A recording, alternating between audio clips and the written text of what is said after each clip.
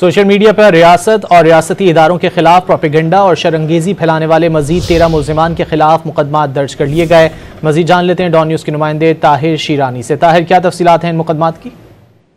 دیکھیں، حکومت کی جانب سے ریاست اور ریاستی اداروں کے خلاف پروپیگنڈے کے تحت جو الزامات عائد کیے گئے ہیں، مزید 13 ملزمان کے خلاف FIR درج کر لی گئی ہیں۔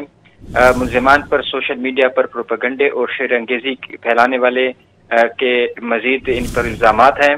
ذرائع کے مطابق ملزمان میں سلیم اختر، سلمان ناصر، ساجد حسین، محمد خالد خورشید، عاصم ایوب، بابر مظفر، شیر عظیم خان، مبین شاہ، علی حیدر، نادر حسین، چودھری ذوالفقار، جمیل مرزا اور محمد باسط ملک شامل ہیں۔ ملزمان کا تعلق گجرانوالہ، سیالکوٹ، گجرات، لیا، رحیم یار خان، مظفر گڑھ، بہاول نگر، گلگت، خزر اور ذوب سے ہے۔